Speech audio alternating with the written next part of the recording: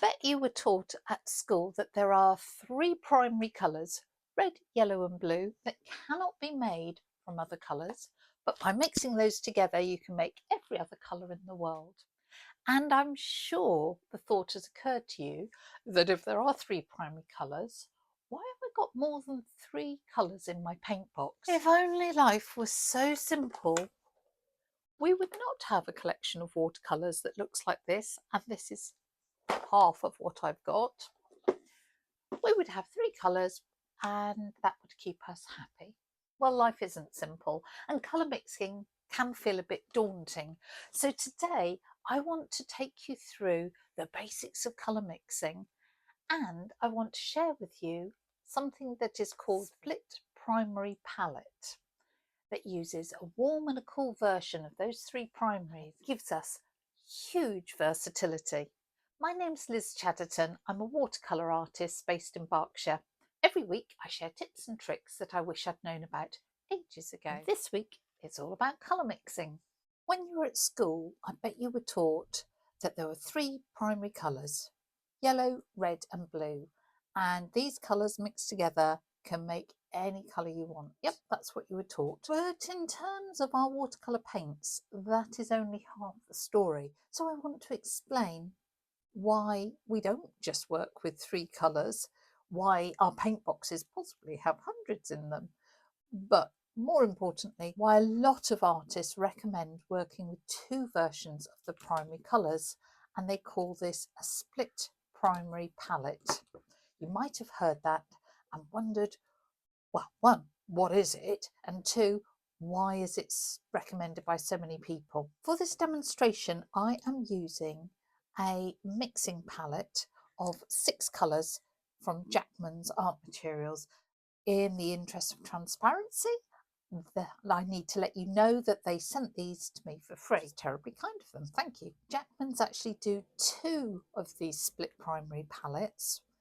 They do one that's got cadmium yellow and cadmium red in it, and they do this version which is cadmium free. So if you are trying to avoid using heavy metals in your paints, you might want to have a look at that. I'll tell you a bit more about Jackman's as we go along. Before we actually come to understanding colour mixing, something that you might find handy is one of these colour wheels. It just goes through a little bit of the theory, and until you really become confident in your colour mixing, it might just give you a few ideas. So on the back it shows the classic yellow, red, blue mixed together. We make our secondary colours, which are orange, purple and green, and all three mixed together makes a neutral or a black. It's quite useful because it gives you a few of the bits of terminology. So it says to make a tint that you add white. Well, actually in watercolour that's not true, we just add more water.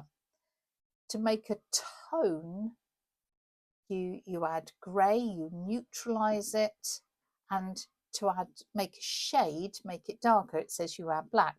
Well, again in watercolour we just add more of the pigment to adjust the tone of our colours. It points out that there are cool colours. You'll have heard people talking about cool colours, and those are the greens, the blues and the violets. And there being warm colours, think about fire, the reds, the oranges and the yellows. It doesn't particularly point out on this side, it does on the other, that there are things called complementary colours. So on the colour wheel, the colour that is opposite the colour, so here yellow and purple, they are complementary colours. When they go alongside each other, they really vibrate and make the other look really energetic. When you mix them, they form that neutral grey or possibly brown, but a neutral colour. So red is the complementary of green, blue complementary orange, yellow complementary purple. If we look the other side, it gives ideas of mixing. For example, we've got blue and we add yellow, it shows that we make green. If there's a particular colour that you want to make, then this can be really useful if you're not quite sure where to start. And it does show on here the cool colours, so from violet there through to the greens here, these are all classed as the cool colours, and from red, violet through the reds and oranges and yellows, all classed as warm. Now what I've done here, let's put them in order, is just try out these colours. I've never used Jackman's watercolours before, so I wanted to see how they perform. And whenever I get a new colour, this is what I do, because you cannot just judge a colour from looking in the tube or the pan, or even when you've put it out in a little palette. You need to put it onto paper. This is called Hansa Yellow, so it's a real lemony yellow. They're all single pigments, and they do have all this information written on them, which is really useful. They're artist grade watercolour, single pigments, and I've just tested them out from what I call full fat. The official term is the mass tone of the colour. So as it comes out of the tube, then I've graduated down with water until it's just a sort of tint at the end. The black line here is to help me judge how opaque the colour is. If you can see the colour on top of the black line, it makes you think, that is more opaque than others. So for example, the Hansa Yellow is semi-opaque. I can still see the black line, but I can see the colour on top of it. I never know how you say this, the diarylide yellow, this lovely egg yolky yellow, you can see less of the paint sitting on top of that black line, so it's classed as semi-transparent. That's the same, this Pyrrole red, which is a lovely letterbox fire engine red, is semi-transparent. The magenta, this pink, is semi-transparent. The phthalo blue is transparent, and the French ultramarine is semi-opaque. And they were lovely and smooth as they came out of the tubes, really nice. So they are artist quality, and all that means they're student quality or artist quality. Artist simply means they use the best pigments, there's more pigment in the paint, less fillers, they're more finely ground. These all have a very good rating for light fastness, and I'll put a link to their website. They're a really interesting company because Mark Jackman, who founded it about 5-6 years ago, is a chemist. He's really interested in how the chemistry of the paints helps the performance for the artist. So swatch them out, and those are my colours, and I've got a little palette here with them in, and in the middle, and we'll come to why I've got this, I've got some burnt sienna as well. I've got a white ceramic plate here so I can illustrate what I'm talking about. So first of all, I want to show you what the problem is with just using 3 primaries. And I'm putting the diarylide yellow, the Pyrrole red, the French ultramarine. So lovely, bright primary colours. And we might think, oh, that's brilliant, because I don't know, maybe you're painting some flowers and you want really lovely bright colours. So if we put the yellow and red together, we should get a very lovely orange. So let's paint it on our little colour wheel just to illustrate. And that is a nice orange, just as we expect. If we want to mix purple, we know that we grab a little bit of red, a little bit of blue. Try and get equal parts here. And it's potentially not quite as exciting purple as I'd be hoping for. It's a little bit muted. If I want to mix green, we've got our lovely egg yolk yellow, and oops, I put too much blue in there. Got to remember that yellow never is very dark, so let's just add a bit extra. You can see we've got this really pretty gungy green. Well, there's nothing wrong with it as a colour, but it possibly isn't a bright, vibrant green that we would certainly be hoping for. And you think, oh, what have I done wrong there? So you might be quite disappointed with these mixes. You know, look at the brightness of those lovely primaries, and then the mixes, you might be like, oh, why's that happened? And this is the problem with just using 3 primaries. Those 3 primaries, we do not get the vibrant secondary colours that we might be looking for. Why is that? Well, actually, the answer is really simple. We judge colours relative to those around, and as soon as we put them next to each other, our 2 yellows, our 2 reds and our 2 blues, we can see that actually one is warmer than the other. Now this might be confusing because we said that, you know, yellow is a warm colour. Do you remember? Because we said it appears in fire, and red is a warm colour and blue is a cool colour. But actually you can get a cool yellow and a warm yellow, and it's all about being relative to each other. The cool yellow is actually a little bit more green. It's like a lemon yellow. And the warm yellow is a little bit more orange. It's a little bit more fiery. Think of it is, this is not pure yellow. It actually has a tiny little bit of blue in it to make it a bit more green. Or this is not pure yellow. It's actually got a tiny bit of red in it to make it slightly more orange. You'll suddenly realise that when we're mixing things, potentially we are actually mixing the 3 primary colours rather than just 2. I use this to mix with that warm blue, and it's a warm blue because it just veers off towards the purple, and this is a cool blue because it's just slightly green, and that means there's a little undertone of red going on in that blue, a little undertone of yellow going on in that blue. So when I mix that warm, lovely egg yolk yellow with that lovely, beautiful blue, I was mixing in tiny bits of red as well. And that's why I got a subdued green rather than a bright green. If I want to get a bright green, I need to only mix yellow and blue. The way I can do that is by mixing that cool yellow, because it's yellow with a tiny bit of blue, and that cool blue, because it's blue with a tiny bit of yellow. And I should therefore get a beautiful clear green. And we'll do that in a second. Let's just look at the reds as well. We have a warm red, and we already know that red is a warm colour, but we also have a cool red. So if you think about this, this is a slightly orangey red. So in my head, I think, oh yes, it is red, but it's got a tiny bit of yellow as that undertone there, which makes it a more orangey red.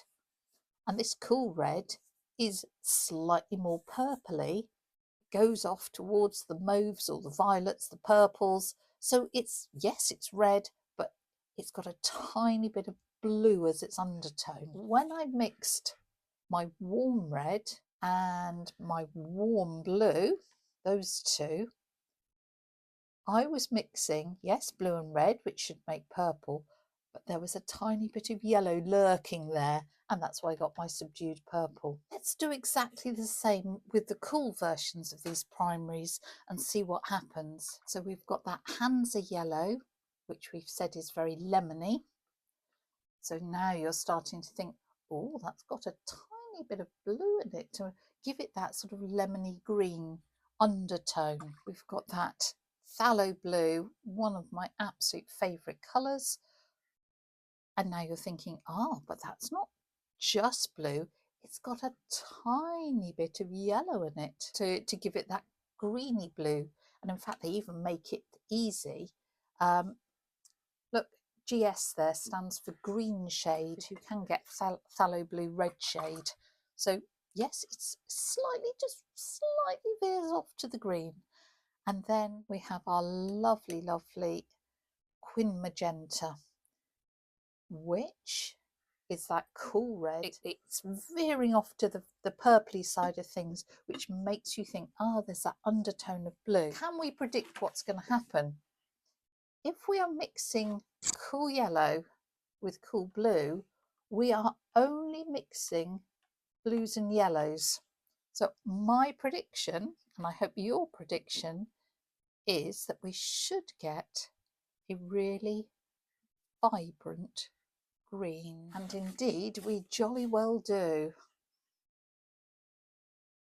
So vibrant, and that's subdued. If we mix our cool red with our cool blue, we are mixing, yes, red and blue, but there's a little bit of yellow going on in there. So I reckon we should get quite a subdued purple.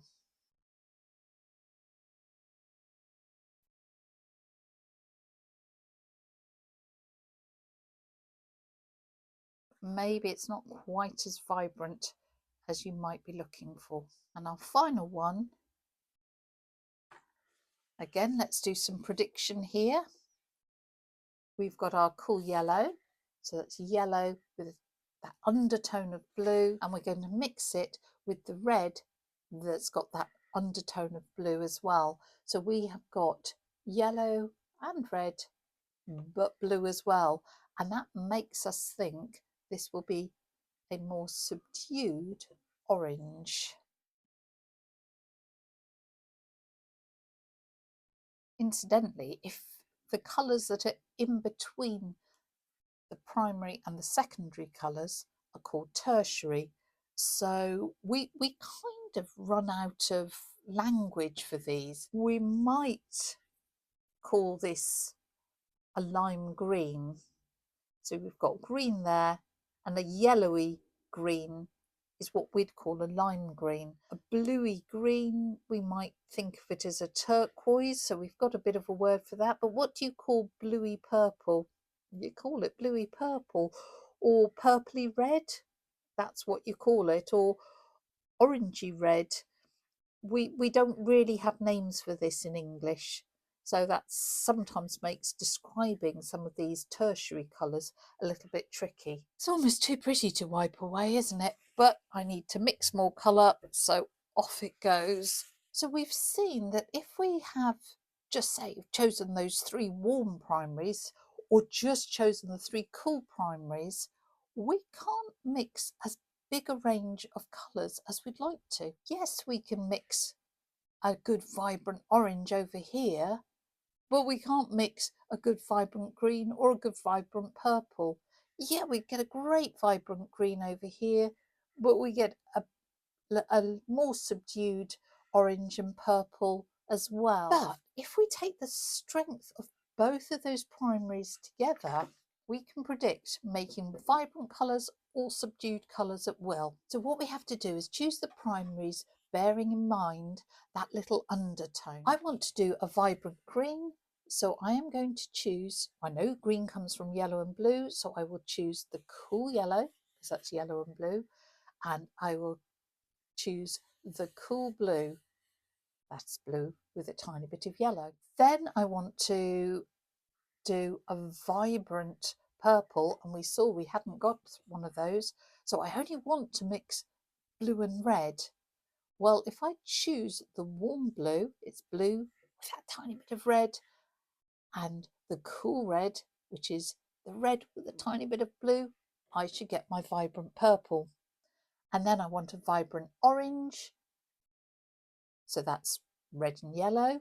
So I'm going to have to choose the warm yellow, tiny bit of red, and the warm red, tiny bit of yellow, and I should get my nice vibrant orange. You see I've put thick lines there. Is to remember this is don't cross the line. If you want it to be vibrant, don't cross the line.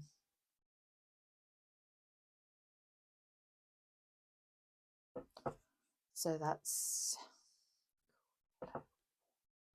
and conversely, if I want to mix a subdued colour, I've got to choose ones that have got the undertone of the complementary colour. So I want to mix subdued green.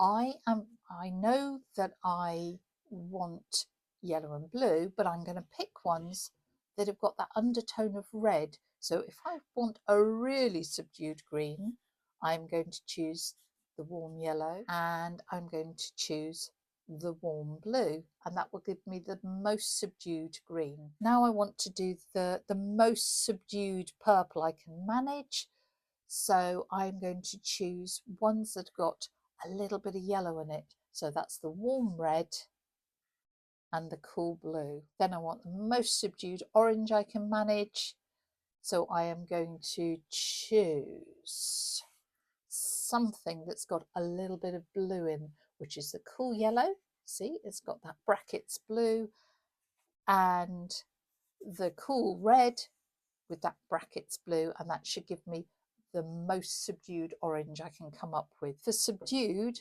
I have to cross the line, and I cross that line. Now how much I cross it by, if I take the extremes, that will give me the most subdued I can come up with. Let's test it out and see whether I'm talking total rubbish. I promise I'm not.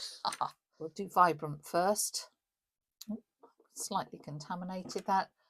Cool yellow and cool blue. Yep, that's a lovely vibrant green. Then we're going to do the purple, and we haven't come up with a decent purple before. Cool red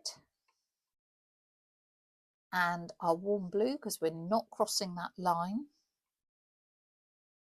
Ooh, bit heavy-handed of me. Oh dear. Oh yes, look at that colour. Isn't that gorgeous? Just go back and look at those two purples we achieved before, but now look at that vibrancy. Isn't that yummy? We want that vibrant orange, so we're choosing our warm yellow and our warm red.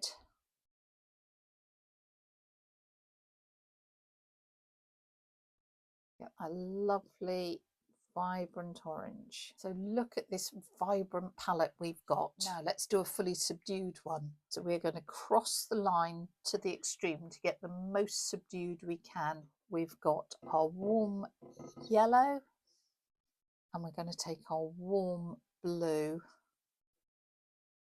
and we get a pretty gungy green. There's nothing wrong with it as a colour, just not vibrant. It is subdued. We want the gungiest purple we can manage, so we are going to take the extremes there, which is our cool blue and our warm red.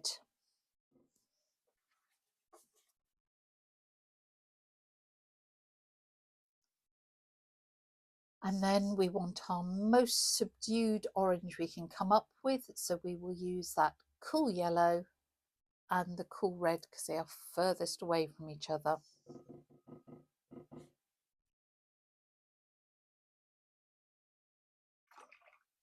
You can certainly see the difference even on the plate of the greens and the purples. So the joy of the split primary palette is that you have a choice. From those 6 colours, if you want to mix vibrant secondaries, you absolutely can. And if you want to mix subdued secondary colours, you absolutely can. You are in control, and it's all about remembering that little undertone and just thinking to yourself, is there a touch of a third colour in there? What would be really good, if you fancy doing it, is to mix all the colours to see the huge variety that you can achieve with those 6 colours. And I said right at the beginning, I've added in a 7th colour. I like to add in burnt sienna because it gives you some beautiful earth tones when mixed with that split primary palette. When people ask me, what colours should I get to start with? I always say, well, I would get a warm and a cool primary, and I would add in either burnt sienna or maybe burnt umber. So those 7 colours are essential. They are the essential 7. If you're feeling like treating yourself, sometimes it's quite fun to have what's, I guess you would call a convenience colour. So I do say maybe something like a sap green. It's a ready mixed green that's kind of handy. or maybe something like a dioxazine purple, because it's just such a gorgeous vibrant purple.